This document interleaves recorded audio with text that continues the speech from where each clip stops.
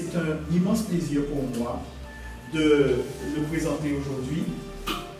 Pas un seul de vos applaudissements ne doit manquer quand j'appellerai Divo Maribo.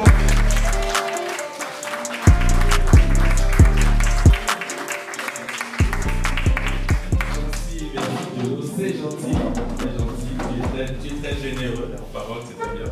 Alors, bonjour à tous, merci d'être présents aujourd'hui. Alors, j'introduirai mon propos en vous remerciant et en remerciant également les organisateurs de ce colloque qui ont songé que j'avais comme ça des choses que j'aurais pu dire à des Guadeloupéens. Je suis très content de me retrouver en Guadeloupe, c'est pas la première fois que je viens, mais dans ce cadre-ci, c'est la première fois que je participe à un colloque en Guadeloupe. Et pour moi, la Guadeloupe va quand même, comment dire, j'ai un attachement particulier du fait de mon histoire personnelle et l'histoire même du monde noir, c'est certain. Et alors aujourd'hui, je vais vous parler de choses et d'autres. Hein. Je ne serai pas aussi long parce qu'on va me parler de 30 minutes. Donc j'ai préparé environ 30 minutes, mais j'ai quand même eu le soin de rajouter 2-3 choses pour préciser les éléments que cette dame a soulevés dans son questionnement. Voilà, c'est simplement des éléments de réponse que je vais apporter en sus de ce qu'a pu dire déjà Diolo. Je suis également en Guadeloupe et en Martinique, d'où je viens, dans le cadre des séminaires justement qui portent sur la lecture analytique des caractères sacrés égyptiens. C'est le traitement qu'on fait en fait des caractères sacrés égyptiens. Je vais en parler un peu dans le détail. Et je voulais vous faire passer en fait ce fascicule qui est le premier, le fascicule du module 1, pour que vous ayez une idée de ce que nous faisons en cours. Donc juste prière de faire circuler, pour jeter un coup d'œil. C'est ce que nous faisons. Nous sommes déjà rendus au module 6 pour les plus anciens. Hein. Il y en a quelques-uns ici. Et voilà, donc ça fait déjà un nombre d'années, on peut déjà compter en années effectivement, que nous sommes à chaque fois, tous les 3 mois à peu près, amenés à avoir ce type de rencontre pour parler donc des humanités classiques africaines ou des humanités fondamentales. Voilà. Alors mon nom c'est Divo Maribo, je suis un écrivain, historien, conférencier, auteur de plusieurs ouvrages effectivement qui portent sur les humanités classiques africaines ou les humanités fondamentales. En fait, moi je préfère le terme humanité fondamentale parce que cette expression exprime le caractère effectivement fondamental de la matière que nous traitons. Mais c'est la même chose, je sais que chaque antajeur parlait d'humanité classique africaine, c'est exactement la même chose. Donc mon travail consiste dans ce cadre-ci à en fait montrer les relations que l'Égypte pharaonique entretient avec les peuples qui vivent actuellement au sud du Sahara. C'est ce que je peux dire. Et aujourd'hui, en fait, je vais vous entretenir sur ce que j'ai appelé donc la méthode Kouma. Je vais vous expliquer de quoi il s'agit. Et on aura comme ça, en fait, plusieurs sujets. Je vais également aborder la question de la spiritualité parce que notre travail touche essentiellement aussi aux divinités égyptiennes, parce qu'on ne peut pas parler des caractères sacrés égyptiens sans saisir le côté précisément sacré, c'est-à-dire divin de cette écriture, puisque c'est de cela qu'il s'agit. Donc je vais parler également d'Osiris un peu aujourd'hui, parce que voilà, c'est quand même la pierre angulaire de la civilisation égyptienne et de la civilisation en général. Et voilà, on aura comme ça à évoquer ces éléments. Alors, je l'ai dit, je vais donc la définir, la méthode Kouma. C'est la lecture analytique des hiéroglyphes égyptiens ou des caractères sacrés égyptiens à partir des langues africaines modernes. C'est comme ça que je définis cette méthode. Le mot Kouma, c'est un mot mandingue qui signifie parole, dire, propos, etc. C'est également le nom de l'ibis dans les langues mandingues. L'ibis qui est, comme vous le savez, l'oiseau consacré à Thoth, qui est l'inventeur des caractères sacrés égyptiens. C'est une divinité égyptienne très importante. Ici en haut, vous avez donc quelques fascicules comme ça que j'ai souhaité présenter parce que, effectivement, dans le cadre de nos formations, c'est ce que nous faisons. Et voilà. Donc, la méthode, moi je le répète, c'est la lecture analytique des caractères sacrés égyptiens à partir des langues africaines modernes. Alors, j'insiste sur l'expression lecture analytique parce que vous avez également, dans le traitement des caractères sacrés, une approche phonétique qui est portée donc, par l'égyptologie, je vais dire classique, entre guillemets. Donc, dans les départements d'égyptologie, si vous inquiétez des hiéroglyphes, par exemple, vous allez traiter les caractères sacrés égyptiens d'après une approche phonétique qui consiste à translittérer, et de la translittération, donc voilà, une forme de convention en fait, pouvoir comme ça lire littéralement certains textes ou des textes égyptiens. Ce qui nous préoccupe dans le cadre de la méthode Kuma, c'est-à-dire l'approche analytique, c'est la pensée symbolique du sujet égyptien. Parce que je suis conscient, et vous le verrez vous-même, que en fait, ce qui manque aux peuples africains, aux afro-descendants en général, c'est de renouer avec les concepts qui ont permis l'émergence des civilisations et des empires en Afrique.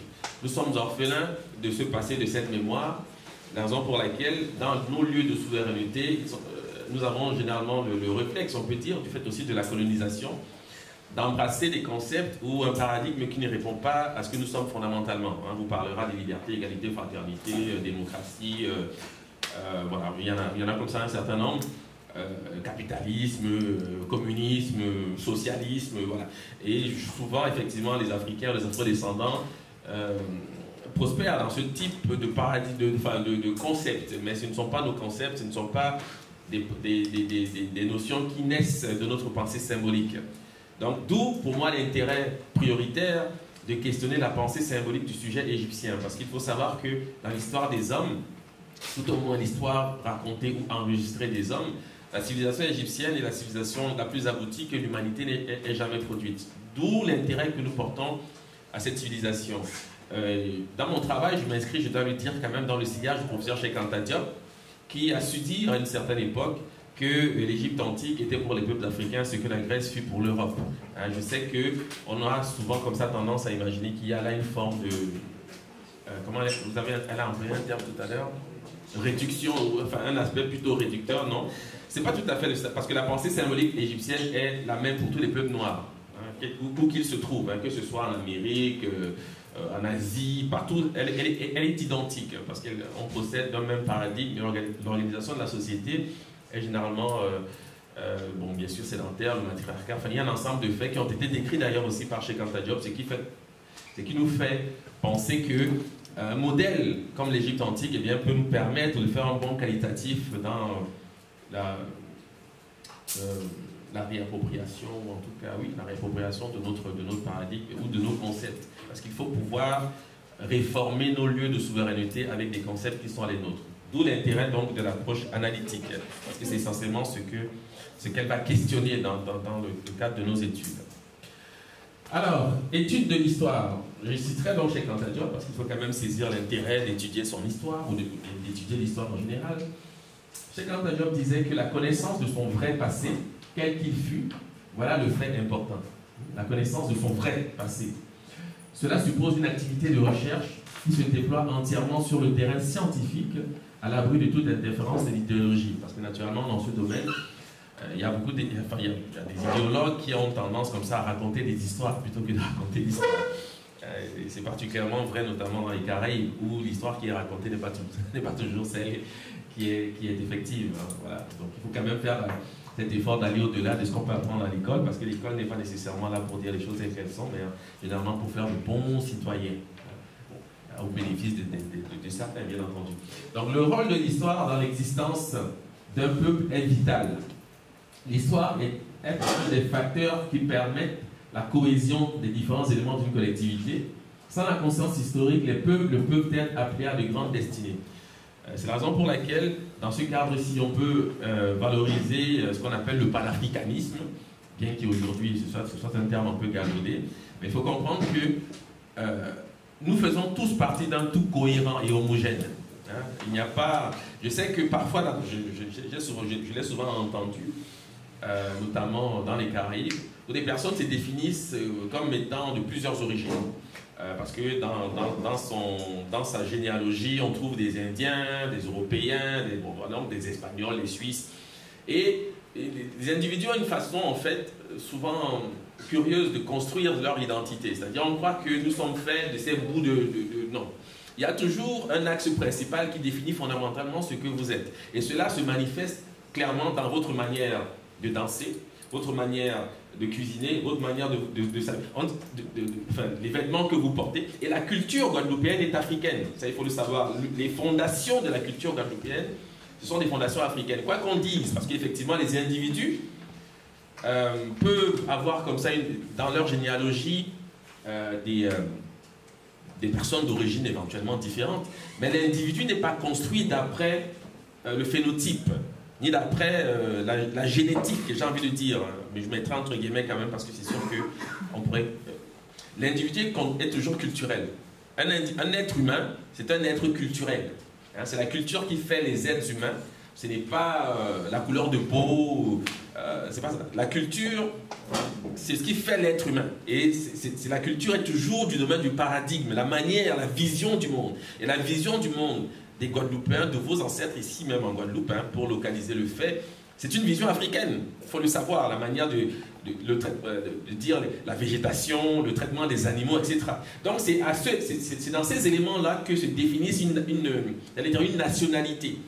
Donc il faut toujours faire attention parce que je sais que c'est courant souvent d'entendre « Ah mais pourquoi vous parlez toujours de l'Afrique alors que nous avons aussi des ancêtres qui étaient des Indiens ?» Mais dans le fait, la description même de la culture, c'est sûr qu'il y a peut-être de ça, de là, des éléments qui subsistent, mais en général, il y a quand même beaucoup d'Afrique. Hein, et cela peut s'expliquer du simple fait de la démographie qui a été manifeste ici. Donc il faut souvent porter attention à ce genre de fait parce qu'on vous oriente en le disant vers le créolisme. Et c'est ça le danger, parce que le créolisme est un danger. On veut fabriquer comme ça un concept à part qui serait propre à la Caraïbe, quand en fait, si vous vous rendez en Afrique, vous verrez que en fait, c'est exactement la même chose. Il suffit simplement de franchir cet océan qui nous sépare. Donc, moi je suis très sensible à ce genre de choses parce que j'ai compris que l'être humain, c'est un être culturel.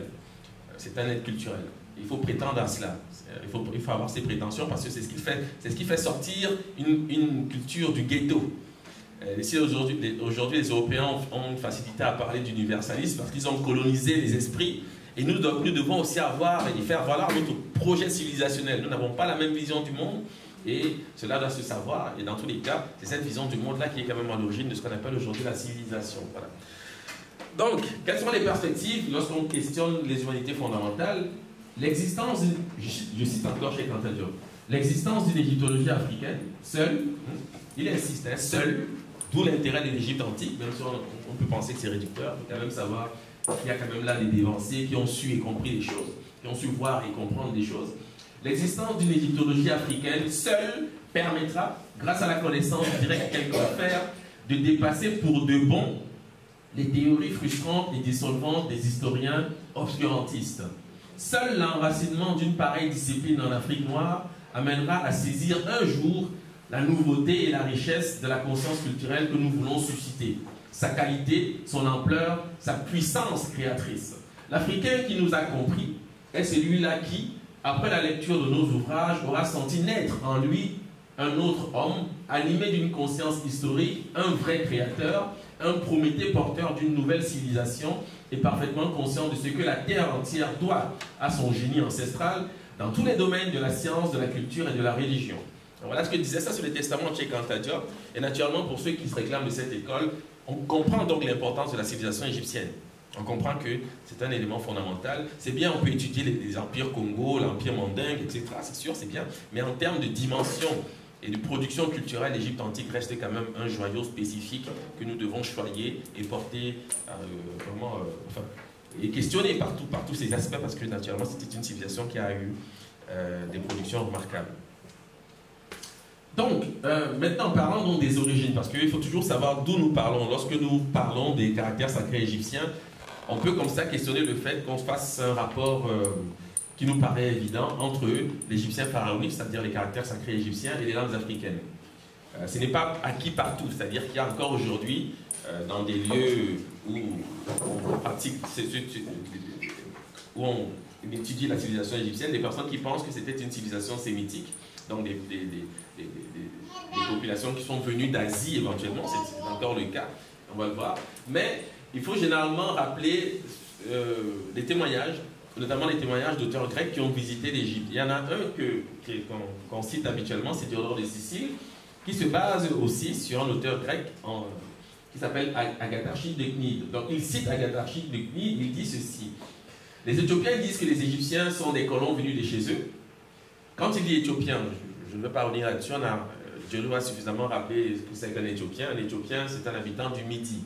C'est ce que dit Diodore de Sicile. Il dit que l'Éthiopie, c'est le Midi, c'est-à-dire la région la plus voisine du Soleil. Autrement dit, la région qui est traversée, bien sûr, par la ligne équatoriale.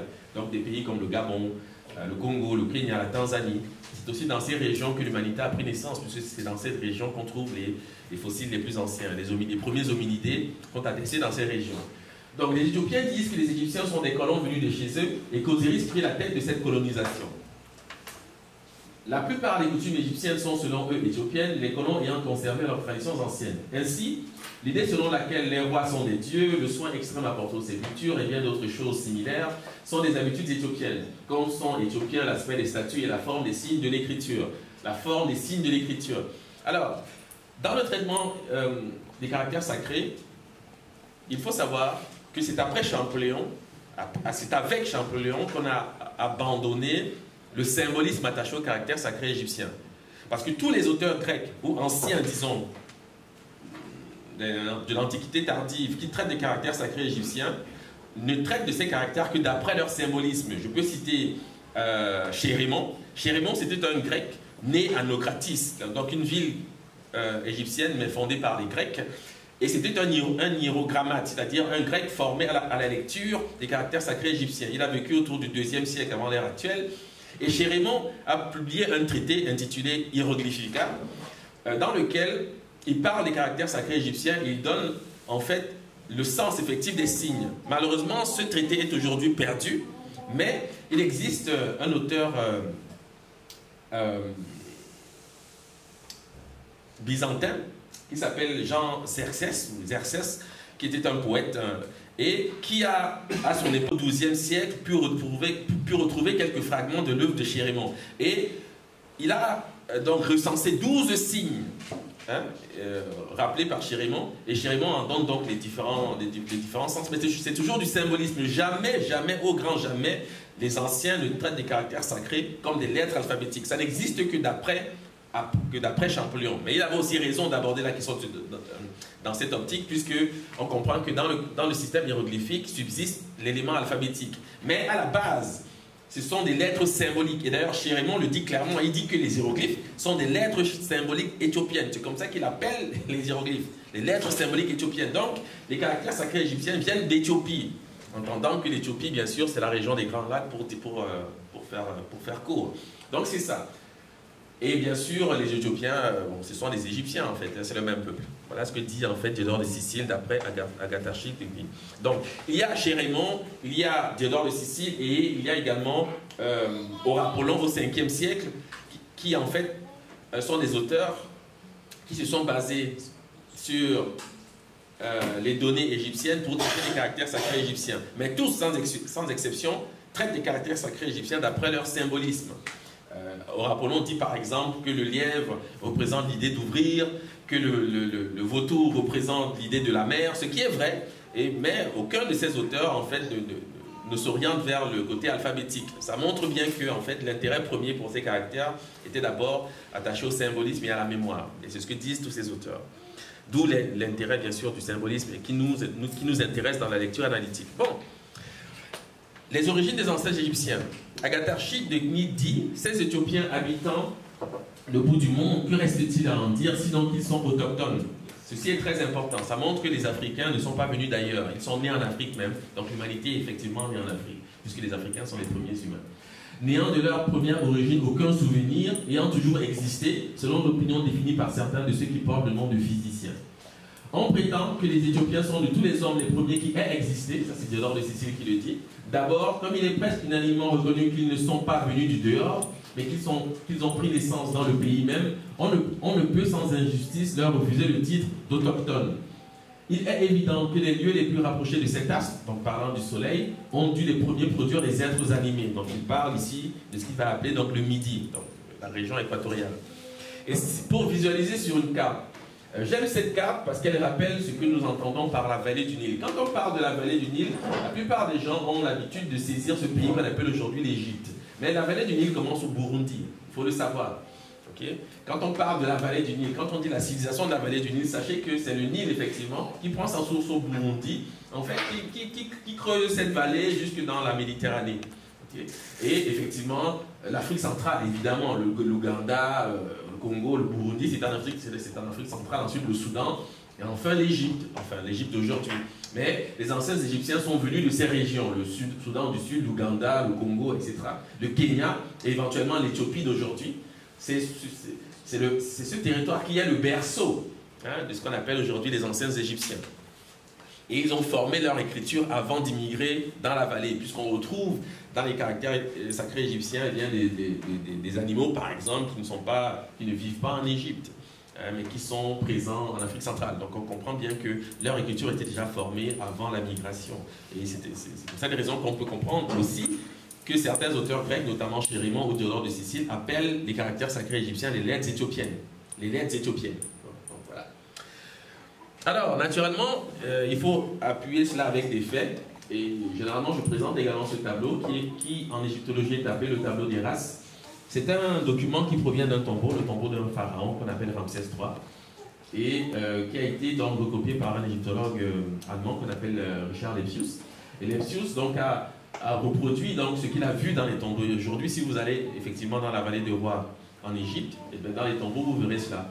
Vous avez ici à l'extrême gauche l'Égyptien vu par lui-même, ensuite le type générique des Européens, ensuite le type générique des autres habitants de l'Afrique, donc dit des Nubiens on va dire, et enfin le type sémitique. Il faut savoir que dans l'histoire égyptienne, jamais les Égyptiens ne se sont représentés comme le personnage 2 et 4. Jamais, ça n'existe pas dans l'histoire. Ça existe dans les manuels d'égyptologie, parce qu'il y a beaucoup d'idéologues qui racontent des histoires. Mais, généralement, lorsqu'ils décrivent les origines des anciens Égyptiens, ils ne font jamais appel à ce type d'artefact qui existe pourtant. Parce que là, on comprend bien que l'artiste égyptien qui a produit cette fresque dans le tombeau d'un roi, ce n'est pas le lieu, effectivement, on plaisante. Voilà, on pratique des...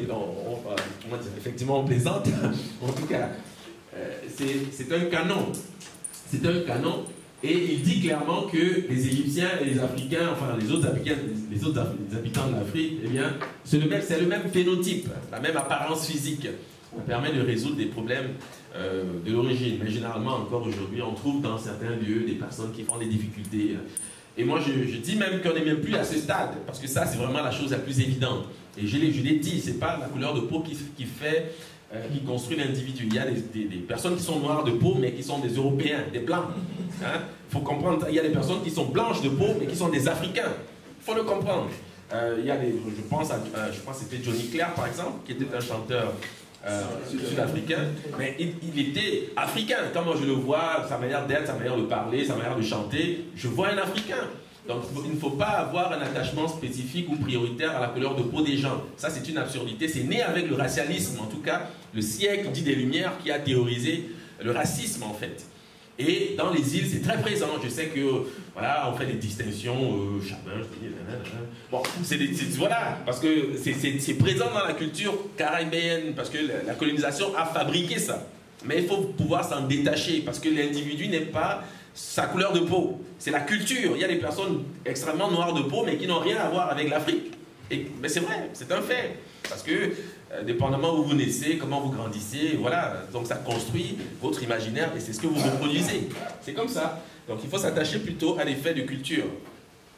La musique qu'on aime, qu'est-ce que nous mangeons, les vêtements que nous portons, l'art que nous produisons, le théâtre que nous produisons, c'est là qu'on saisit effectivement que nous avons affaire à un phénomène de civilisation et non une description d'un quelconque phénotype.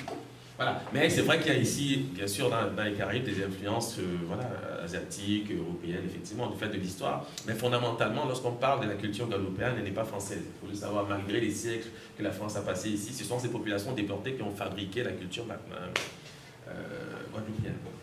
Donc, c'est important de l'avoir en perspective. Maintenant, ça, je l'ai rajouté, je viens de le faire parce que je n'avais pas prévu de parler de ça, mais je vais vous en parler pour parler de la question des origines des anciens Égyptiens et préciser ce que c'est que cette Éthiopie. Vous avez donc dans l'historiographie une population énigmatique qu'on appelle les Anous. Les égyptologues appellent cette population les Anous, qui passent pour être les fondateurs de la civilisation égyptienne. On dit que ce sont les Anous qui ont fondé la civilisation égyptienne. Et on reconnaît les Anous d'après un signe spécifique. Ce signe spécifique, c'est un pilier. Bon, je sais que vous n'êtes pas tous familiers des caractères sacrés égyptiens, mais toute cette graphie ont un signe en commun. Ce signe, c'est une sorte de pilier, une sorte de... Je vais quand même vous le montrer. En fait, c'est ce signe ici. C'est le signe caractéristique des Anous. Et on dit que toutes les villes fondées par les Anous ont leur signe caractéristique. Et le nom Anou on le trouve ici. Hein, c'est ça qu'on lit les Anou. Voilà. Donc vous avez des villes comme Esna, les Grecs vont l'appeler la Topolis, vous avez Dendera, vous avez Héliopolis, il y en a d'autres, hein, mais celles-ci suffisent. Et c'est donc cette population énigmatique appelée les Anou qui passe pour être les fondateurs de cette civilisation, la civilisation égyptienne.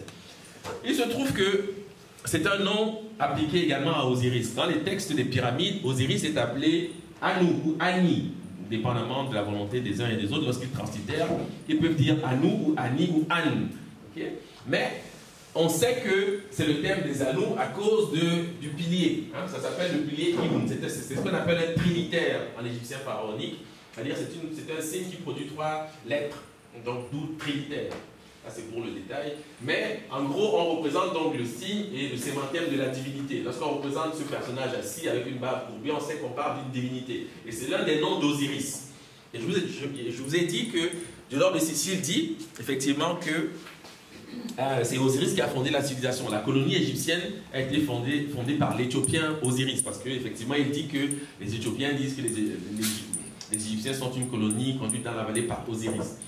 Et on sait par ailleurs, d'après les descriptions, en tout cas les artefacts trouvés en Égypte, que les Anou, entre guillemets, hein, vous allez voir comment ça se vocalise, parce que le mot Anou c'est une convention, ça n'existe pas dans la vraie vie. Les Anou sont, donc c'est cette population qui a fondé la civilisation égyptienne. Voilà. Et on voit donc une convergence entre l'idée Anou et l'image d'Osiris. Bon. Et voilà, ce pilier dont je parle, il est ici illustré. Donc, il signifie colonne pilier et permet de nommer des villes telles que Héliopolis ou Iounu, donc la ville du soleil. Alors, ayant dit ceci, on va s'intéresser à la Nubie. La Nubie. Le nom de la Nubie s'écrit de cette façon, c'est ici à gauche.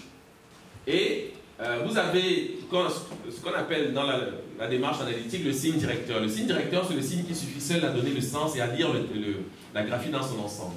Le signe directeur pour cette graphie, c'est ce signe qui représente un arc. Okay? Ici, vous avez un signe qui passe pour être une galette de pain, donc c'est le thème du féminin, c'est-à-dire que c'est un mot féminin. Et ici, vous avez le déterminatif qui dit que c'est un lieu vallonné, donc c'est une vallée. Okay? Mais voici donc la Nubie. C'est translittéré Séti. Parfois, on rajoute le thème de la terre. Ici, on dit Ta Séti. Hein, c'est comme ça que les égyptologues lisent cette graphie, mais Séti, ça suffit. En fait, cette graphie signifie quoi? Elle signifie que le nom de la Nubie, ou des Nubiens, comme on le voit ici, en fait, est déterminé, en tout cas, est donné par ce signe qui représente un arc. Bon. Pour comprendre comment vocaliser la chose, parce qu'il faut naturellement, dans la démarche qui est la nôtre, s'émanciper des conventions, parce que les conventions restent des conventions, il faut aller dans la vraie vie pour comprendre exactement comment la chose est dite. Ce que vous devez faire, ou ce que vous pouvez faire, c'est prendre les correspondances entre les signes hiéroglyphiques et les caractères proto-cananéens. Ce sont ces caractères qui vont donner naissance à l'alphabet grec et ensuite à l'alphabet latin qu'on utilise aujourd'hui lorsqu'on écrit par exemple en français. Okay? Mais cet alphabet sort des hiéroglyphes, c'est-à-dire que les Phéniciens, parce que ce sont les Phéniciens qui ont porté cet alphabet, vont utiliser les caractères sacrés égyptiens et adapter ces caractères tout en leur donnant une valeur phonétique dans leur langue, d'où le Alep, le Bêta, etc. Voilà. Mais ce sont des signes égyptiens, ce sont des hiéroglyphes. Et il se trouve que dans le système de correspondance entre les signes hiéroglyphiques et le proto-cananéen, on trouve donc le signe qui nous intéresse, le nom de la Nubie. Okay? Sauf que les Phéniciens en font quoi? Les Phéniciens disent que ce signe qui représente donc un arc correspond au thème de la dent dans les langues sémitiques, entre guillemets. La dent qui se dit Shin, donc cette lettre est appelée Shin. Et la question que vous devez vous poser lorsque vous observez ce phénomène, c'est de vous dire quel est le rapport, quel peut être le rapport entre l'arc et la dent? Parce que ça, c'est une sorte de mâchoire. En fait, ils ont dessiné une sorte de mâchoire, mais c'est le thème de la dent. Et ça se dit Shin, c'est la lettre Shin.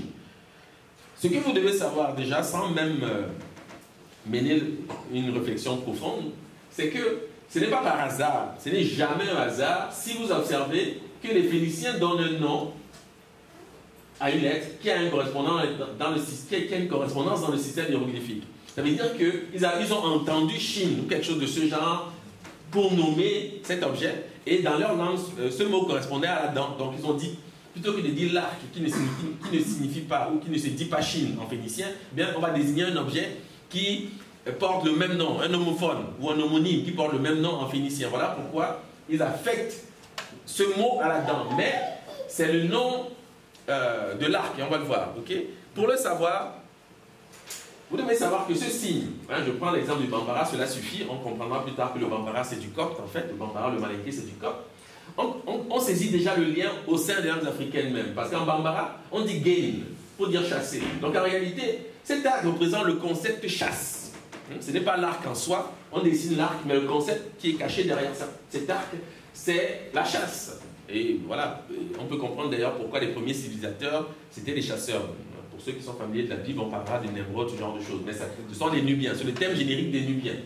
Gain, en Bambara, ça signifie chasser. Okay? Et en Wolof, gain, c'est la denture, la dentition. En Mundambi, langue parlée du côté du Tchad, on dit Djen. En Bouma, au Gabon, on dit Djin, c'est la dent. Le proto-bantou, c'est Djino. Et en phénicien, c'est Chine. Donc vous voyez que si vous êtes attentif et familier en fait de ce qu'on appelle des mutations phonétiques, vous observez que le Wolof gain et le phénicien Chine, en fait, c'est le même mot. Ce n'est qu'une mutation du G qui devient un J, un DJ, un J en proto-bantou ou un S ou un SH. Okay? C'est une mutation phonétique, c'est-à-dire que le mot phénicien en fait pour dent, c'est un mot africain, sauf que eux ils ont cette forme Chine, mais qu'on retrouve notamment avec le proto-bantou ou le bouma Jin. C'est le même mot, ce n'est qu'une mutation phonétique. D'accord? Voilà. Est-ce que chacun comprend? Oui. Juste la diapo précédente là, avec un lettre chine, etc. C'est exactement ça rappelle les lettres, enfin l'alphabet hébreu. Mais c'est de cela qu'on parle. Ça vient de là. L'alphabet hébreu procède du proto-cananéen, donc des caractères sacrés égyptiens. C'est ça, c'est exactement la filiation. C'est ça. Ok? Donc, je répète, hein, parce que c'est important, il faut saisir le lien. Je dis que dans le système hiéroglyphique, vous avez un ensemble de signes qui ont des correspondants dans le système proto-cananéen, qui va donner naissance à l'alphabet tel qu'on le connaît aujourd'hui. Dans le système de correspondance, l'arc égyptien, qui rend compte de la notion de chasse, correspond au thème de la dent. Si les Phéniciens ont affecté la notion ou les mots de la dent à cet arc, c'est parce que dans la langue parlée, ce sont des homophones. Le verbe chasser ressemble au mot qui désigne la dent. On le voit notamment avec le Bambara et le Wolof. Gain, gain, c'est le même mot. Si c'est clair, on va procéder. On observe quoi? Une fois qu'on a compris que c'est Chine, Jin, etc., on comprend que cet arc-ci, parce que je dois quand même vous le dire clairement, cet arc que vous retrouvez ici assume exactement la vocalisation de ce pilier. En fait, c'est la même chose, du point de vue de la phonétique. Pourquoi? Parce que cet arc, c'est gain en Bambara. Ce signe qui est translitéré Yun correspond en fait au Dogon Jane. Jane en Dogon, dans la langue des Dogons, mais pas seulement, j'ai dit les Dogons parce que c'est un peuple que vous pouvez retrouver, les lexiques existent. En Dogon, on dit Jane pour dire le pilier. Okay? Et le texte ici, je l'écris simplement pour rappeler quelque chose. Le proto-bantou, en proto-bantou, on dit Jenny. C'est un mot qui signifie le propriétaire. C'est un homophone du Bambara Jenny, qui signifie brûler. C'est la structure phonétique en fait qui solutionne et cet arc et ce pilier. Le mot c'est Jenny. On dit gain. D'ailleurs vous allez le voir ici. Ça ce sont les langues Dogon. Je vais y venir pour vous expliquer pourquoi ce que je dis c'est exactement cela. Donc pour l'instant je vais lire le texte. Le proto-bantou Jenny propriétaire est homophone, c'est-à-dire un homonyme si vous voulez du Bambara Jenny qui signifie brûler. À Malinka on dit Jani ou Jenny, brûler, qui explique l'origine du mot grec Aetiops. C'est la raison pour laquelle, en voyant ces populations, donc les Nubiens on va dire, les Grecs vont les appeler Éthiopiens, Aethiopes, c'est-à-dire visage brûlé. Parce que le nom de ces populations, vous devez savoir que dans les langues mandingues, même en arabe, Djeni, ça signifie, c'est le mot pour désigner le paradis.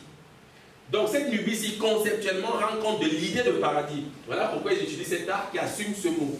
Et c'est la raison pour laquelle dans certains pays, même encore aujourd'hui au Mali, vous avez des villes qui s'appellent Djéné. Ce sont des villes qui portent des noms assumés par des lieux comme Dendera, comme Héliopolis. On ne dit pas nécessairement... parce que Dendera, en fait, c'est du corps. C'est Nitentore, qui signifie la ville d'Ator, qui est devenue Denderis, ensuite en français Dendera.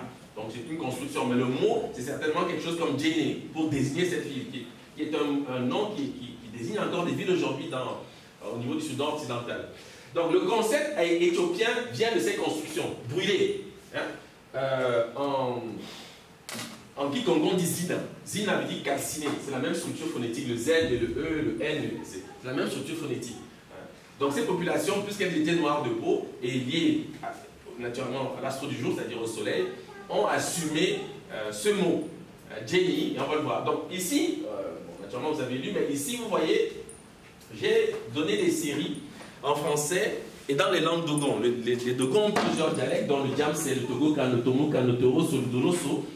Toutes ces langues sont Dogon. Sauf que, vous voyez que, par exemple en Djamse, pour dire noir, on dit Gem. C'est ce mot qui devient Kem. On va dire, quand on dit Kem, quand on parle de l'Égypte, on dit Gem, ça signifie noir. Mais le Togo, qui est une langue Dogon, ne dit pas Gem, mais dit Gen. Gen, qui est le thème assumé par l'arc. Hein? C'est le nom de la dent, enfin, je ne sais pas si vous suivez, parce que je vais juste remonter pour que vous puissiez comprendre ce que je suis en train de dire. Je vais juste reprendre. En Bambara, Gen, c'est chassé. Donc, puisque le scribe sait qu'il procède par des idéogrammes, il utilise le thème de l'arc. Parce qu'il sait qu'en voyant cet arc, on va dire Gen qui signifie chasser. Dans certaines autres langues, c'est le nom de la dent, de la denture, comme on le voit ici en Wolof. Je me limite au Wolof. Bon. Ça, c'est pour l'objet concret. Mais il n'y a pas de lien a priori entre chasser et la dent. Il n'y a pas de lien a priori. Vous devez savoir que le concept, en fait, qui permet de mobiliser ces objets concrets qu'on peut dessiner, c'est la notion de noirceur, assumée par les langues soudanaises, notamment en Togo, quand on dit gen, gen noir, noircir gainé, faire noircir gainémé. Et vous voyez qu'en Togo, quand ça change encore, le G devient un J. Il dit John, Jonah, Jonoma. Mais ce sont les mêmes langues. Toutes ces langues sont Dogon, je le répète. Donc, ce sont des peuples qui se comprennent lorsqu'ils parlent. Ce n'est qu'une question de mutation phonétique, parce que naturellement, avec les situations géographiques, la langue peut changer. Bon. Est-ce que c'est clair ce que je dis? Bon, si c'est clair, on continue. Vous voyez donc qu'on peut vérifier cela d'après même les textes. Parce qu'ici, vous avez le méroïtique. Voici le nom en méroïtique. Alors, qu'est-ce que c'est que le méroïtique?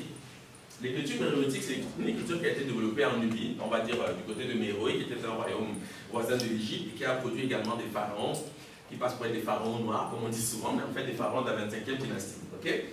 En méroïtique, voici le nom de la Nubie, ça se lit Akine. Akine.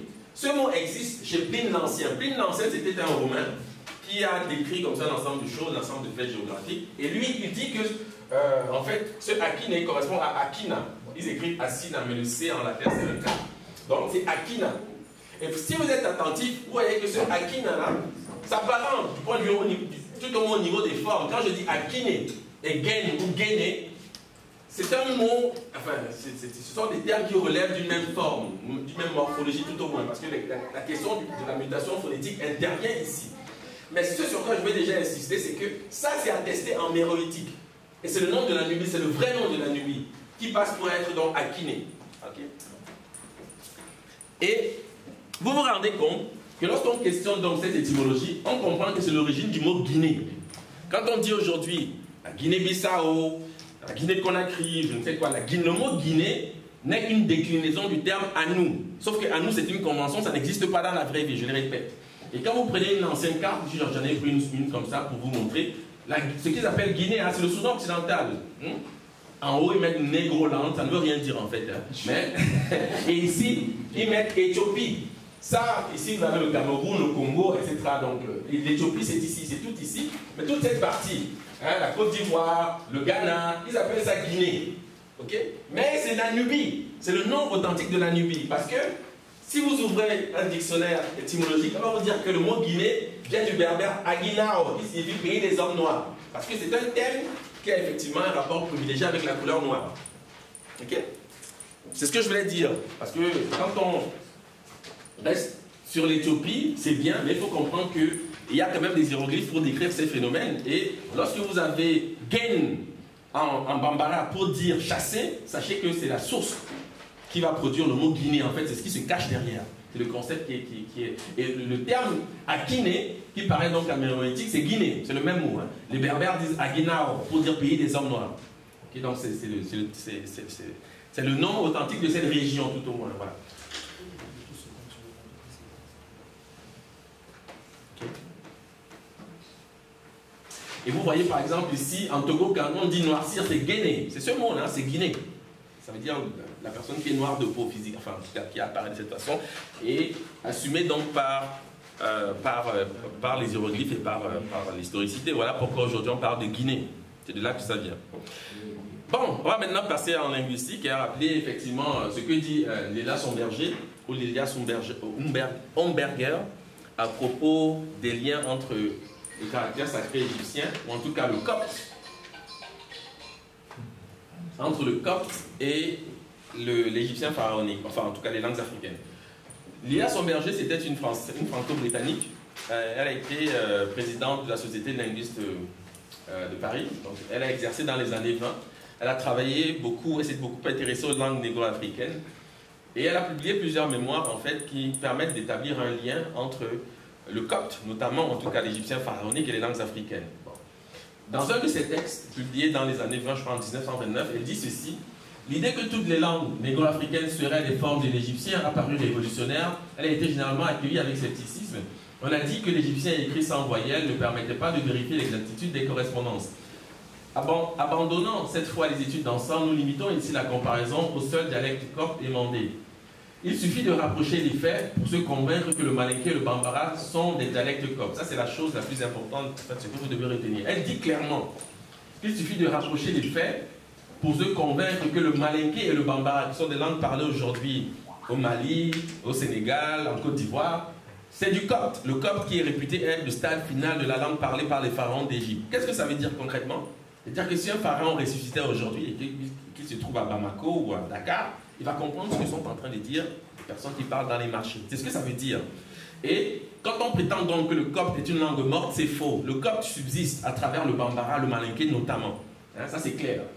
Alors, oui.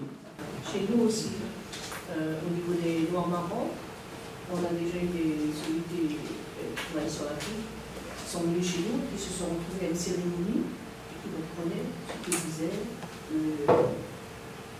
le grand nom avec l'esprit. Non, mais c'est une évidence. Je vais vous dire quelque chose même, qui m'a été rapporté quand j'étais d'ailleurs récemment au Bénin. Peut-être qu'il y en a ici qui étaient avec vous au Bénin. Un intervenant est venu à notre hôtel nous entretenir sur le vaudou et voilà, les aspects du vaudou. Et puisque la délégation était essentiellement constituée d'afro-descendants, donc de Martiniquais, de Guadeloupéens, et il y avait une question, tu sais, laquelle on lui a posé une question par rapport à la Caraïbe. Et il a dit que il y a 3 ou 4 ans passés, on l'avait invité au Brésil. On l'avait invité au Brésil dans une grande cérémonie à Salvador de Bahia, dans une grande cérémonie vaudou. C'était une assemblée, il y avait environ 2000, 3000, 4000 personnes, c'était dans un... Voilà. Et naturellement, les personnes passaient au pupitre, se présentaient, faisaient des discours. Et à un moment donné, on a dit, ok, on a un invité qui nous vient du Bénin et qui va prendre la parole. Mais avant cela, ce qui s'était passé, et ce qui nous a émus tous d'ailleurs, c'est que dans les chants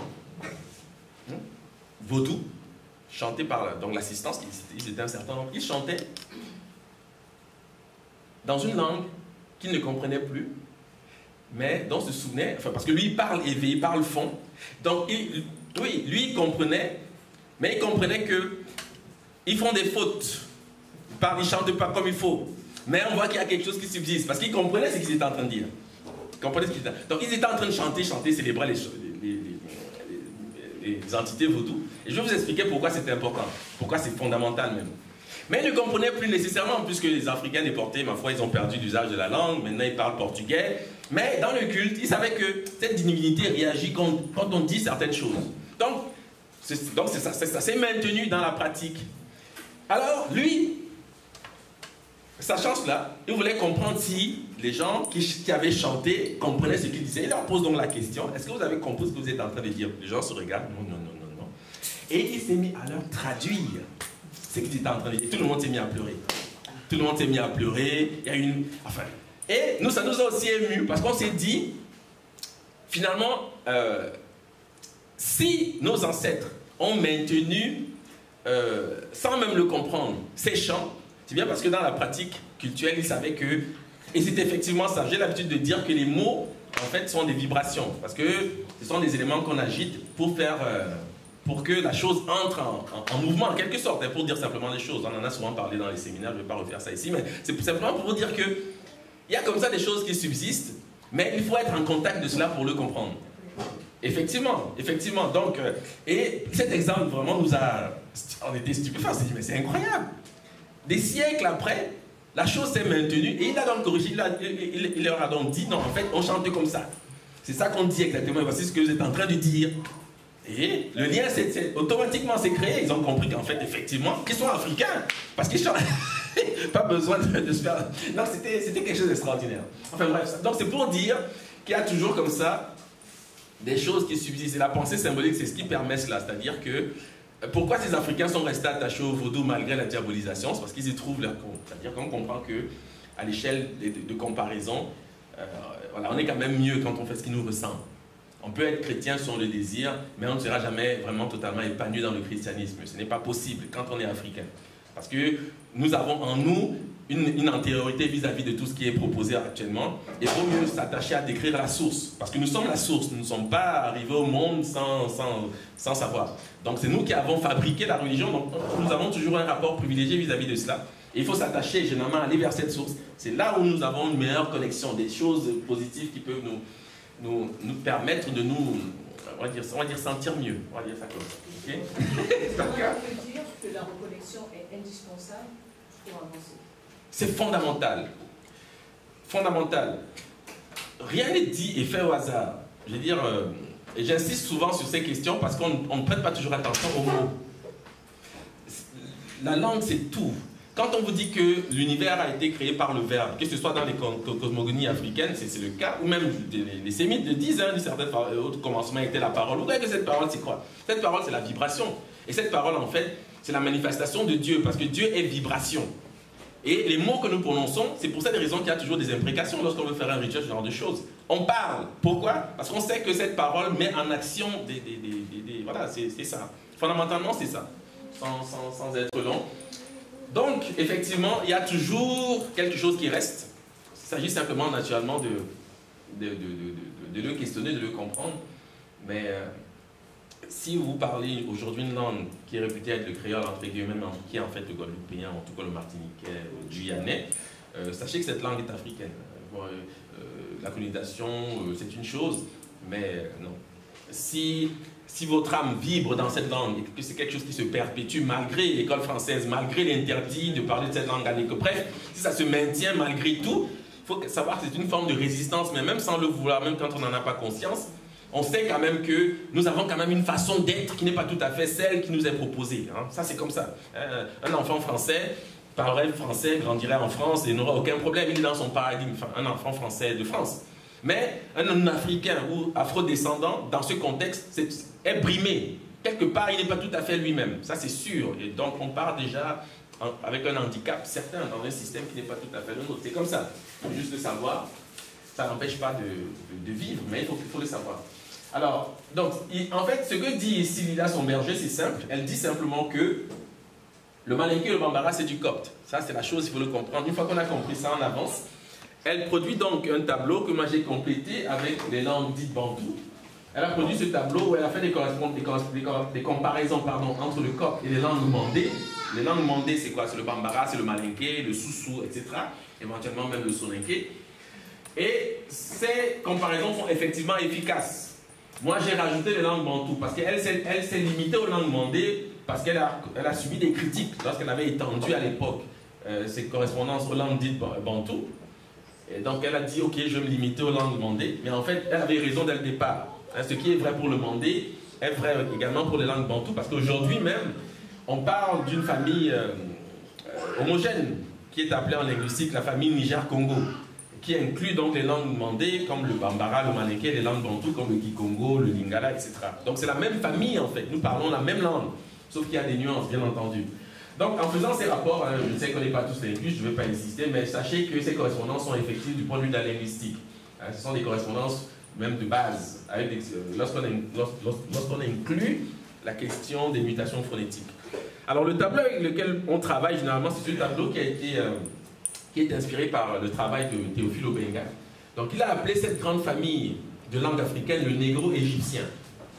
Et c'est vraiment la base de données qui permet de comprendre la pensée, de saisir la pensée symbolique du sujet égyptien, donc de comprendre vraiment la pensée de l'Égyptien ancien. Vous avez donc l'Égyptien avec le pharaonique, donc l'Égyptien, le moyen égyptien, le néo-égyptien, le démotique, et le copte qui a plusieurs dialectes, le saïdique, le coranique, etc.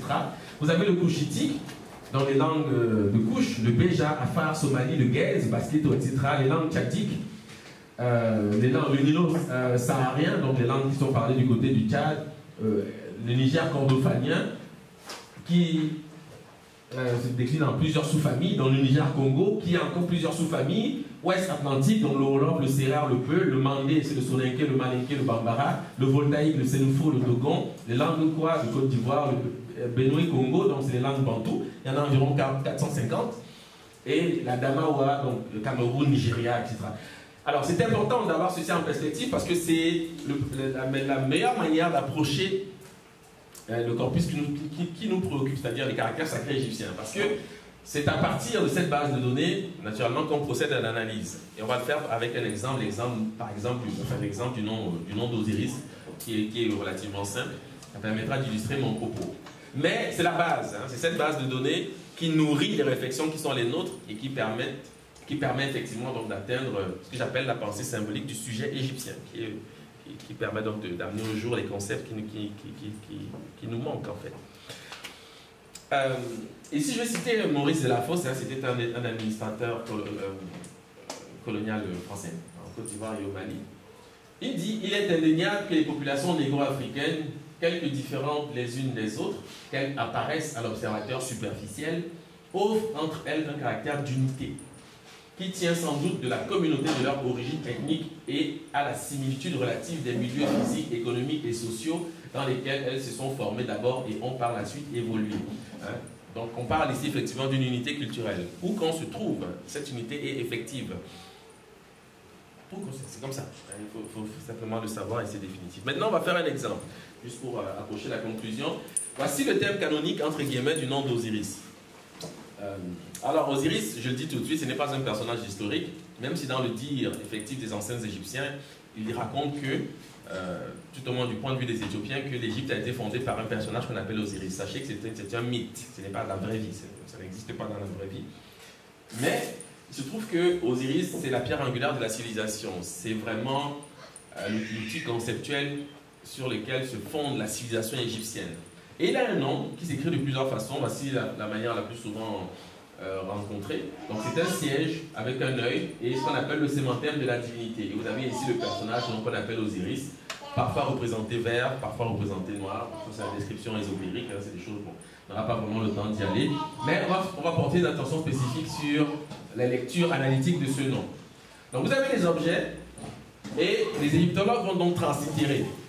Et en translittérant, ils commencent déjà des arrangements entre amis. Parce que il faut comprendre une chose. Rien ne justifie dans cette graphie le W que vous trouvez ici.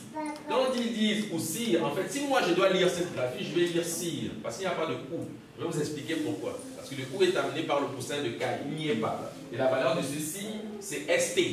Donc, pour lire même cette graphie, si je me préoccupe des solutions phonétiques, donc conventionnelles de l'égyptologie, je vais lire STIR, donc quelque chose comme stir, et non Oussir. Mais ils lisent Oussir parce qu'ils ont l'état du copte. Ils savent qu'en copte, cette divinité s'appelle Oussiré, ou Oussiri. Donc, ils font de ces rapports. Mais rien dans cette graphie, je le dis, c'est clair, nous justifie de cette valeur W. Okay? Ça, c'est important déjà en partant. Donc, vous voyez que ça reste une convention qui est admise en égyptologie, mais il faut parfois exercer sa pensée pour comprendre. Pour comprendre, naturellement, on va saisir les différents signes dans leur contexte. Alors, il faut savoir que cette différence, ces trois signes, le siège, l'œil et le sémantème de la divinité, c'est-à-dire le personnage qui représente une divinité, n'ont pas la même valeur analytique. Ce personnage est ce qu'on appelle un déterminatif. Le déterminatif dit ce que c'est. C'est parce qu'il est là qu'on sait que c'est un dieu. Il est là pour dire que, ah, attention, ça c'est le nom d'un dieu, parce que c'est le sémantème des rois et des dieux. Donc, il est en train de nous dire que ces signes que je détermine désignent un roi ou un dieu. C'est ce qu'il est en train de dire. Mais le déterminatif ne se prononce pas, c'est-à-dire qu'il n'affecte pas la translittération, entre guillemets. Il n'affecte pas la lecture littérale, si on veut. Parce que cette lecture littérale est essentiellement tenue par le siège et l'œil. C'est ce que nous allons donc questionner. Pour aller comprendre ce que c'est que ce siège, naturellement, on le saisit en contexte. Le scribe égyptien, pour désigner donc le siège en soi, l'accompagne d'un signe qui précède une sorte de, voilà, de mouvement comme ça. Alors, on pense que c'est une étoffe pliée. Vous allez voir que c'est un concept plus qu'une étoffe pliée, mais on va comprendre pourquoi il s'agit effectivement. On peut penser que c'est une étoffe pliée, mais c'est un concept d'abord. Donc, ce qu'il faut faire dans ce contexte, c'est aller questionner cette graphie-ci pour comprendre de quoi nous parlons exactement. Alors, cette graphie a plusieurs signes. Vous voyez, donc ce signe qui soi-disant représente une étoffe pliée. Ensuite, vous avez le siège et enfin, vous avez la galette de pain qui représente en fait une désinence pour le féminin. Okay? Et ce signe signifie en contexte siège ou place. Mais le siège ici est ce qu'on appelle un pictogramme. C'est un pictogramme. Donc l'information pour comprendre ce que c'est que le siège est tenue par ce signe que j'ai donc distingué. C'est ce signe, et vous allez le voir revenir plus tard dans le nom d'Osiris. Et en fait, c'est ce signe-ci qui a l'information essentielle pour comprendre comment se vocalise le siège. Parce que le siège en soi, c'est un pictogramme. C'est un pictogramme. Et ce signe, lui, par contre, on peut considérer que c'est un idéogramme au sens propre du terme, c'est-à-dire un dessin qui représente une idée ou un concept. Bien qu'entre pictogramme et homogramme, enfin, on peut éventuellement faire des nuances, mais en gros, ce que je dis ici, c'est que l'information du siège, la vocalisation du siège, ou du thème du siège en égyptien pharaonique est tenue par ce signe. Donc c'est donc ce signe qu'il faut questionner et comprendre pour saisir la valeur phonétique exacte du siège. Et c'est ce que nous allons faire. Ce signe passe pour être une étoffe pliée. Cette conclusion procède d'un raisonnement que je n'ai pas voulu exposer parce que ce n'est pas nécessaire pour comprendre, puisque je veux simplement vous exposer la solution. Il faut savoir que les mots du tissu et du retour sont des homophones dans les langues africaines, notamment dans les langues mandingues. Et j'ai focalisé sur les langues mandingues parce qu'on a comme référent ce que dit notamment Lila Somberger, donc c'est facile. J'aurais pu étendre la réflexion vers les langues bantoues, mais pour le temps que nous avons à passer ensemble, ce n'est pas nécessaire. Vous vous rendez compte que dans les langues mandingues, on dit C pour dire étoffe, qui passe donc pour être ce qui est représenté ici, et on dit C pour dire retour, retourner, restituer. Or, ce signe en fait incarne et représente la notion de retour. Donc c'est ce concept qui est dessiné par le scribe, mais les égyptologues pensent que c'est une étoffe pliée parce qu'il y a un phénomène d'homophonie entre la notion de retour et l'idée étoffe. Parce que je peux vous garantir que si le scribe égyptien voulait représenter une étoffe, il ne manquait pas de dessinateurs en Égypte, ils savent dessiner. Hein. S'ils voulaient représenter une étoffe, comme ils le font pour le poussin de caille, le lion, le hibou, ils auraient dessiné une étoffe. On aurait comment dire, pu distinguer l'étoffe. Mais ils font un mouvement, c'est un mouvement, le principe de retour. C'est ce qui est incarné ici, c'est ce qui est illustré ici, mais il se trouve qu'il y a concordance ou coïncidence positive entre la notion de retour, en bambara c'est C, et le nom de l'étoffe. En bambara, c'est C, mandingue tout au moins. Hein, voilà. Je dis mandingue pour le grand groupe, parce qu'il y a des nuances à l'intérieur du mandingue. Est-ce que ce que je dis est clair? Si c'est clair, on avance. Donc, vous voyez quoi? Vous voyez que pour comprendre comment se vocalise ceci, ce n'est qu'un alignement énergétique, mais un alignement d'homophone. Chez les Dogons, on va dire C, tissu, C, étoffe. En mandingue, C, retour, retourner, restituer. Et en mandingue, on dit Si ou Si. Acte de s'asseoir, et vous retrouvez le siège ici. Donc c'est ce signe qui soutient en fait le service rattaché à ce siège, mais c'est le même mot. Hein. Vous devez savoir que quand je dis C ou Si, c'est le même mot, la voyelle peut muter, ce qui compte c'est la racine qui est la lettre S en fait. Okay. Bon, je l'ai souvent expliqué, donc si vous comprenez ça, c'est simple. Donc dans les langues mandingues, on dit Si, acte de s'asseoir, on dit C, retour, retourner, restituer, on dit C, Si, étoffe, C, tissu. Quand vous avez fait ceci, sachez que vous avez atteint le cœur de la chose que représente Osiris. Parce que vous allez le voir. C'est-à-dire qu'on peut dire Osiris, on peut dire Osiris, on peut dire ce qu'on veut, mais l'énergie d'Osiris, c'est ça. C'est cette syllabe-ci, Si ou C. C'est ça qui permet vraiment de le reconnaître partout en Afrique. Parce que cette syllabe est importante partout en Afrique. Okay? Bon. Maintenant, on poursuit l'exercice. Il reste à solutionner l'œil. J'ai déjà solutionné le siège. Je sais que c'est Si, avec des mutations dans les langues mondaines, et ça signifie acte de s'asseoir, de demeurer, de rester. L'œil, maintenant, c'est relativement facile, il suffit d'aller chercher les mots de l'œil. Comment s'appelle l'œil dans les langues africaines? En Kizobe, on va dire Diessu. Ankiaka Issou. Alors je sais que je dois quand même vous préciser quelque chose, c'est que quand je dis Issou, ou si, ou c'est, je fais ce qu'on appelle éventuellement une métathèse, mais même pas tout à fait, parce qu'en réalité, le souci, c'est le C, en fait, sachez que la racine c'est S. Si vous comprenez que la racine c'est S, quand je dis par exemple en Togo Issa, et je dis en Bambara C, sachez que c'est le même mot. En fait, je suis en train de solutionner l'œil avec les mots de l'étoffe ou du retour, parce que ce sont des homophones en fait. Hein? C'est ce que fait le scribe. C'est l'homophonie qui est la clé de lecture des caractères sacrés égyptiens. C'est la clé pour comprendre. Donc vous avez ici des mots en Kaleboué, on va dire Esso, Mbaladi, Soupé et Isso, c'est le nom de l'œil, avec des mutations. En Bassalampazou au Congo, on dit Is, c'est l'œil. En Kwezo, Isso, pluriel Meso. Hein? Parfois c'est le visage, parce que Osiris est aussi associé au devant, au visage. On va dire c'est la face, ou en soninké on dit Yesu, c'est la face. Et si vous êtes attentif, même c'est un nom que vous connaissez, parce qu'en fait, dans les langues africaines, pour dire Jésus, c'est ça, on dit Yesu, hein, c'est ça. Et c'est l'origine de la chose, mais je vais le préciser tout à l'heure, parce que vous allez l'avoir sous les yeux, bien clairement. Donc ça veut dire quoi? Ça veut dire que si je reviens maintenant à ma graphie, en fait je l'ai déjà solutionné. J'ai d'un côté si et de l'autre is. Okay? D'après ce que j'ai dit, est-ce que tout le monde comprend le cheminement? Est-ce qu'il y en a ici qui ont des difficultés à saisir? Hein? C'est-à-dire, oui, c'est une métathèse, mais si et is, c'est la même lettre, c'est le même mot. C'est ce qu'on appelle une métathèse, une inversion du phonème. Et encore, on dit es pour dire voix. Hein? Donc d'où l'idée d'œil. On dit es encore, ça veut dire voix. C'est un impératif. Bon, on avance. Ce S là, on le retrouve donc chez les Grecs, comment? Avec ce qu'on appelle un monogramme. C'est ce monogramme qui va donner le nom Jesus. Parce que les Grecs, dans les premiers temps, pour écrire le nom de Jésus, ils écrivaient le nom de Jésus comme ça. C'est ce qu'on appelle un monogramme. C'est après qu'on a fait le développement pour dire Jesus. Mais c'est Is. Okay?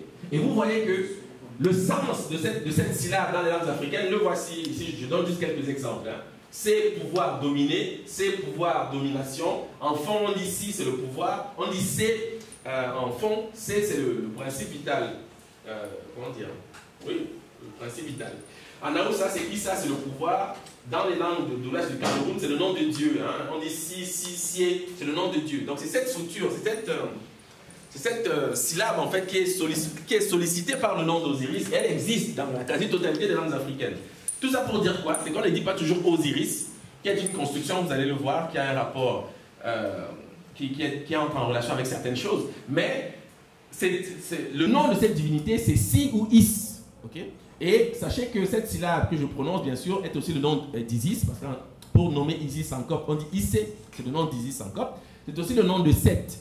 Bien que je ne parle pas de Seth aujourd'hui, sachez que c'est la même énergie, c'est la même syllabe, qui, en fonction de l'usage qu'on en fait, de l'intention de la personne, eh bien, on peut comme ça organiser un culte, une religion, un rituel. Mais c'est toujours la même syllabe qui est prononcée en fonction de l'intention, naturellement, on l'oriente comme on le souhaite. Mais ça, c'est la base pour comprendre. Bon. Alors, naturellement, si je prends maintenant le dictionnaire Bambara, si, qu'est-ce que ça veut dire? Avec des mutations, on dit si et c'est, ça veut dire ce qui sort en abondance des êtres, hommes, animaux ou végétaux, la semence. Osiris est associé aux grains, vous le savez. Le poil, les plumes, l'aile, les graines, la descendance, la postérité, la race, l'espèce, la lignée, la famille, la sorte, la nature. Signification, quelquefois vie, durée de l'existence, âge, une graine, un poil, un brin, unité de quelque chose. Prénom donné souvent au premier garçon. Si, Nzi, etc. C'est aussi des noms. Parfois on dit si pour dire quelqu'un, quelque chose. Parfois on dit si pour dire multiplier, diviser. C'est le sort d'Osiris, mettre en miettes, parce qu'il a été démembré. Donc son nom dit déjà quel est le sort qui lui est réservé dans la religion, dans le mythe. Mais c'est son nom en fait qui nourrit tout le décorum qui paraîtra ensuite au niveau des mythes. Mais voici ce que veut dire, si vous voulez, si on vous pose la question de savoir, mais que veut dire Osiris?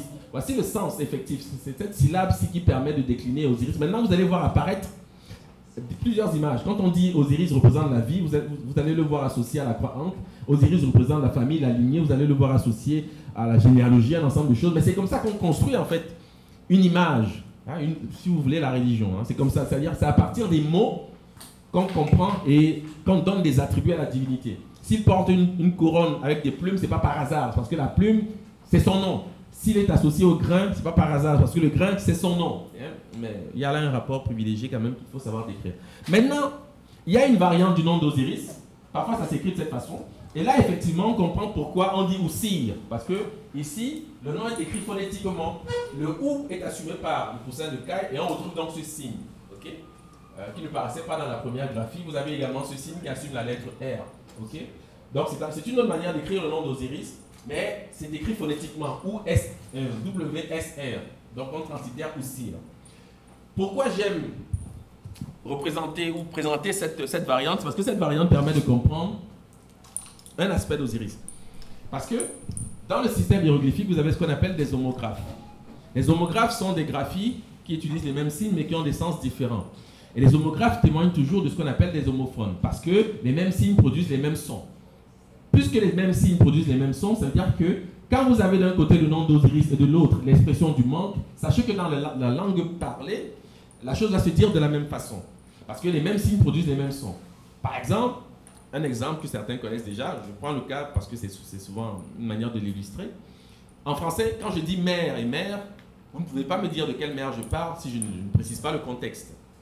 Ce qui précise le contexte, c'est ce qu'on appelle le déterminatif. Donc, quand je parle de la mère pour parler de ma maman, je vais déterminer le mot mère par l'image d'une femme. On va comprendre que je parle de ma maman. Si je parle de l'océan, je vais déterminer par des filets d'eau, donc représenter une étendue d'eau. Et là, à ce moment-là, on comprendra que je suis en train de parler de l'océan.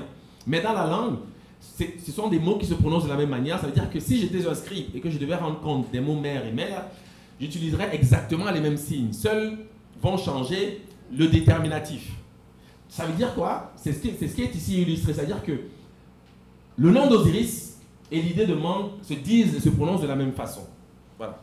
Donc, pour aller vite, cette graphie, qui signifie le manque de quelque chose, correspond au peul, wasere, manque de quelque chose. Voilà pourquoi les Coptes disent Oussire. C'est une mutation de wasere, qui signifie le manque de quelque chose. Ça veut dire quoi? Ça veut dire que le nom d'Osiris signifie le manque de quelque chose. Et si on a le temps, je vais vous expliquer pourquoi, ce que ça veut dire. Mais c'est important de comprendre que puisque les homographes produisent des homophones, si le manque de quelque chose s'exprime et s'illustre de cette façon, on comprend pourquoi Wasere est un homophone de Oussire ou Oussere. Peu importe comment on le dit, mais c'est de cette façon. On peut prendre un autre homographe qui exprime l'idée de scier, de couper. Ça veut dire quoi? Ça veut dire que dans les langues africaines, le nom d'Osiris est comparable ou en tout cas apparenté au verbe couper, scier. Et lorsqu'on prend une langue comme la Hausa, pour dire être coupé, c'est Asara ou Asare. Et vous voyez que Asara, Asare, Oussire, Oussire, c'est toujours la même structure phonétique. C'est toujours le même mot, en fait, en réalité, qui est ici mobilisé. Et ça, c'est même un mot important parce qu'il rentre dans le registre de la passion d'Osiris. Parce que Osiris, bien sûr, va être démembré, etc., etc. Et si vous mettez donc en perspective les deux homographes, pour solutionner le nom d'Osiris, vous avez d'un côté Asara ou Asare, être coupé, de l'autre Wasere, le manque de quelque chose. On comprend donc pourquoi il va s'appeler Osiris. Parce que son nom signifie le manque de quelque chose. Donc le copte va donc dire Oussire, il va lire cette graphie Oussire, mais qui n'a pas de sens en copte. Pour comprendre le sens, il faut questionner les langues africaines où on comprend ce que ça veut dire. Okay. Donc, ici, on met donc en perspective les trois graphies. Vous avez le nom d'Osiris, vous avez le manque de quelque chose, vous avez le fait d'être coupé. Si je dis Wasere pour dire manque de quelque chose, Asara ou Asare pour dire être coupé, automatiquement, je vais dire à peu près le même mot pour nommer cette divinité, d'où le copte Oussire. Voilà. Et naturellement, du point de vue des concepts, voici les mots en fait qui se rapportent à Osiris, avec la structure décrite par les exemples précédents. En Hausa, on va dire Asara ou Asare, être coupé. En Hausa, on dit Asara, c'est la perte. Sachez que l'expression du manque, c'est le nom d'Osiris, qui donne lieu à l'idée de passion. Quand on parle de la passion d'Osiris ou la passion de Jésus, pour ceux qui connaissent mieux cela, c'est Osiris qui rend compte de cette notion, parce que le nom même d'Osiris signifie la passion de quelque chose, la souffrance de quelque chose. En Hausa, on dit Asara, la perte, donc le manque de quelque chose. En Kanuri, c'est Asara, c'est la perte. En Mandinka, Kassara, c'est le malheur. En Fufulde, c'est Asara, c'est la perte. En Nupe, Asara, c'est le malheur. En Zarma, Asara, c'est la ruine, l'accident. En Zarma, on dit Sara ou Sare, c'est abîmé. Dagbani, Ashara, l'accident.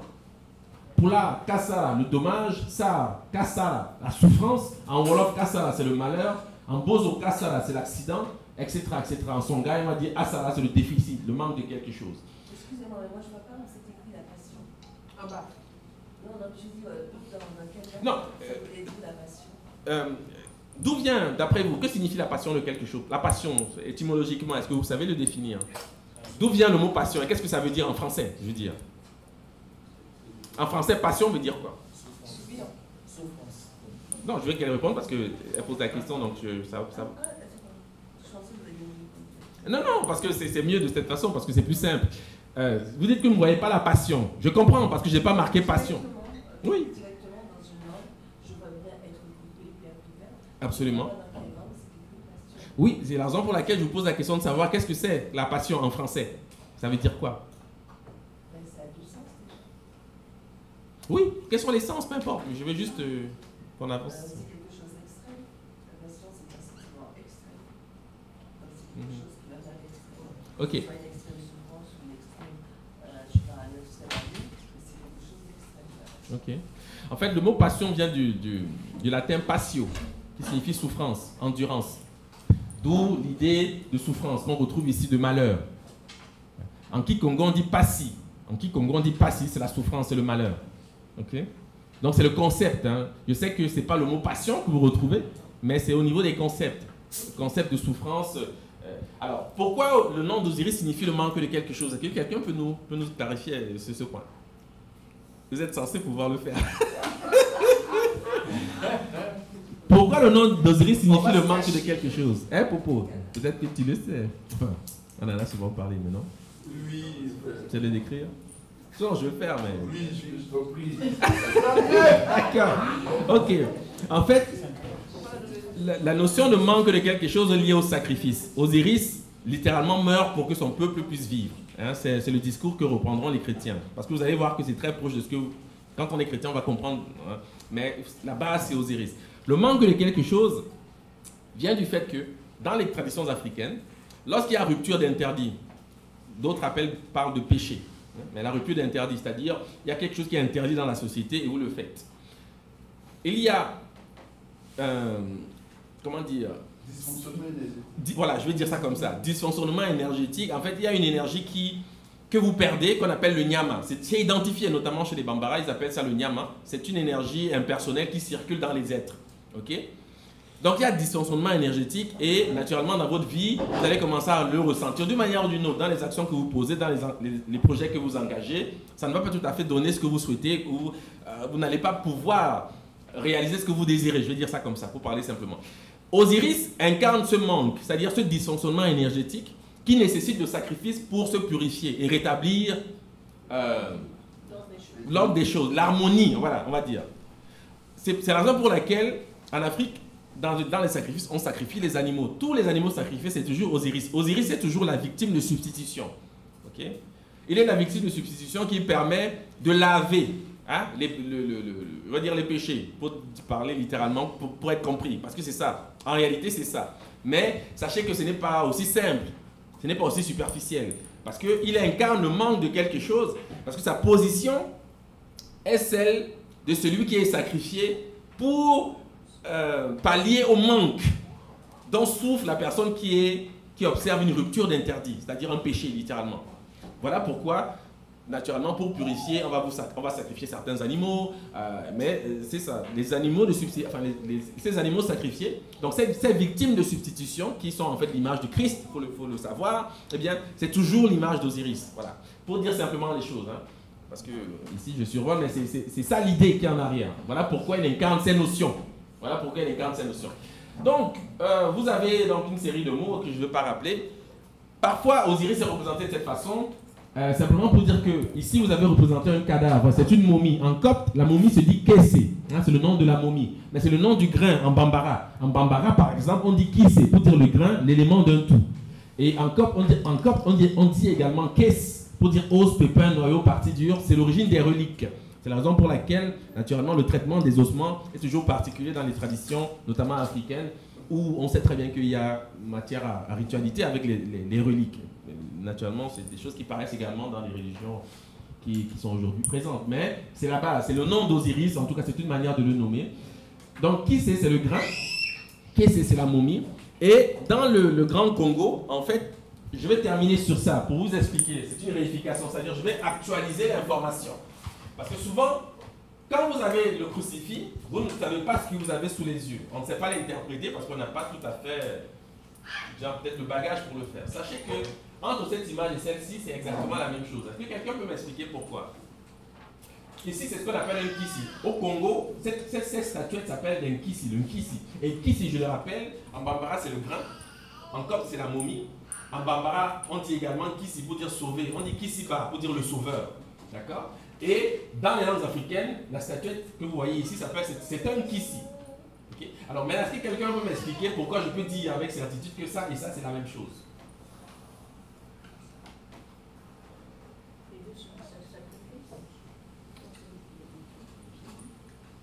Pourquoi c'est exactement la même chose? Sauf qu'ici, on parlera de sorcellerie parce que c'est comme ça, on diabolise ces choses-là. Alors que là, on dira, ah, c'est ça. Ben, alors que c'est la même chose. Voilà. Des statuettes à clous. Statuette à clous. Ça, c'est une statuette à clous. Ok? Ouais, les clous, Oui, vous devez le savoir. Parce que le Nkisi, ici, il y a plusieurs clous parce qu'il a travaillé beaucoup de fois. Il a travaillé plusieurs fois. Ok? Ben, on frappe toujours 3 fois le Nkisi pour le réveiller. C'est une entité autonome qui juge. Et pas que ça, qui soigne, qui fait plusieurs choses. Ils ont plusieurs affectations parce qu'ils ont des instructions. Lorsqu'ils sont fabriqués, on leur donne des instructions et ce sont des entités qui deviennent autonomes. Ici, le Nkisi a souvent un objet. C'est quoi? Voilà, qui n'est pas là. Parce qu'on enlève toujours le miroir lorsqu'on expose les Nkisi dans les musées. Parce que c'est avec le miroir qu'ils voient. Sachez que quand on parle de deuil, des yeux d'Osiris, ce genre de choses, celui qui voit tout, le Nkisi voit à travers un miroir qui est toujours ici, mais on l'enlève dans les musées. On l'enlève pourquoi d'après vous? Si vous allez au musée du Quai Branly à Paris, vous allez voir les Nkisi. Mais ils n'ont jamais le miroir. Mais en Afrique, ils ont le miroir. Parfois, les miroirs même au niveau des yeux. Parfois, on place les miroirs au niveau des yeux. Pourquoi les enlève? Pour les désactiver. C'est ça, pour les désactiver. Parce qu'il est autonome. Si, par exemple, je veux même... si vous êtes d'une communauté du Congo, et même de Guadeloupe, et que vos ancêtres sont venus d'une région au Congo, où existait un Kissi avant les déportations et que ce Kissi a été récupéré par un quelconque colon et amené à Paris. Si vous passez devant le Kissi, il va vous reconnaître et automatiquement il va produire un jugement. Parce qu'ils sont autonomes, ils sont chargés. D'accord? C'est la raison pour laquelle les Blancs le savent. Okay? Donc ils enlèvent automatiquement le Kissi. Donc ils ne voient pas, il est juste là. Mais si on place un miroir, on l'active en fait. Naturellement, il faut frapper aussi des clous. Mais ici, il a déjà plusieurs clous parce qu'il a déjà eu... oui. Le détournement est constant. C'est-à-dire Le détournement de nos avoirs, de nos savoirs est constant. Il y a pas, c'est pour ça que je dis toujours, je vais te prendre juste après, c'est pour ça que je dis toujours, il n'y a pas 100 000 façons de faire la religion, la spiritualité. Dès qu'on démarre, nous sommes dans une lutte perpétuelle. Et c'est ça. Oui, tu veux dire quelque chose? On peut encore rejoindre, rien n'est perdu parce que chez nous, quand il y a un mort, il faut voir ouvrir le miroir. Exactement. Exactement. Et même, pour certains ici, on était allés avec un groupe, certaines personnes ici, on était allés dans un cimetière, on appelle le cimetière des esclaves, c'est des termes que moi je n'emploie pas pour des raisons que je peux expliquer, mais à l'entrée du cimetière, tu te souviens, il y avait ce qu'on appelle un Kissi, c'est-à-dire, c'était pas une statuette. C'était un morceau de bois avec des clous et des chaînes. Vous devez savoir que tout ce décorum-là, c'est la raison pour laquelle parfois même en Afrique, on attache les cadavres, on ne sait pas pourquoi, parce qu'on peut emprisonner un cadavre. C'est des choses peut-être que si vous ne voyez pas, vous n'allez pas vraiment le visualiser. Mais faites l'expérience, je ne sais pas si c'est encore le cas. Allez ici, je crois que c'est à Capesterre, voilà c'est ça. Au cimetière qui est là, à l'entrée, vous allez voir ce qu'on appelle un Kissi. Ça veut dire quoi? Ça veut dire que cette connaissance est effective ici. Il y a des personnes qui savent ça ici en Guadeloupe. Parce que quand j'ai vu ça, moi j'ai compris, j'ai dit, parce que les chaînes, ce sont des outils qui... Ce sont des attributs dans la magie africaine. Vous devez le savoir, c'est pas pour rien c'est pas pour rien qu'on met tout ça. Et effectivement, ça veut dire que c'est quelque chose qui survit ici et que les personnes qui se préoccupent de ces lieux ont une mémoire qui subsiste. Sauf que comme c'est diabolisé dans la société, évidemment, ils ne viendront pas le dire comme ça publiquement, puisque c'est des choses que l'administration, enfin les gens même combattent, là ils se disent que c'est la sorcellerie. Mais ce n'est pas plus sorcier que ça. Vous devez vraiment le savoir. La symbolique est la même. Oui, il y avait quelqu'un qui avait une autre question, non? C'est bon. Donc c'est ça, ça c'était juste un détail. Qui est important. Oui, mais pour vous montrer qu'en fait, le travail qui est le nôtre consiste à aboutir à ce type de résultat. Ça, ce n'est que superficiel encore, je vous garantis, parce que naturellement, on peut aller beaucoup plus loin. Mais la pensée symbolique est ce qui nous permet véritablement en fait, d'actualiser notre savoir.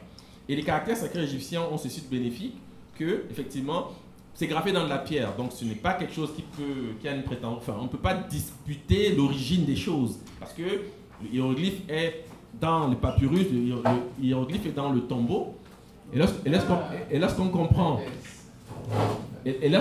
que le hiéroglyphe est dans le papyrus et dans le tombeau, eh bien, la chose est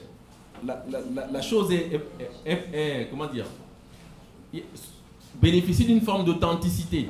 Et naturellement, appliquer son esprit à comprendre les phénomènes linguistiques notamment qui nourrissent les caractères sacrés égyptiens, ça permet d'actualiser la connaissance. Donc voilà, je vous remercie de votre attention.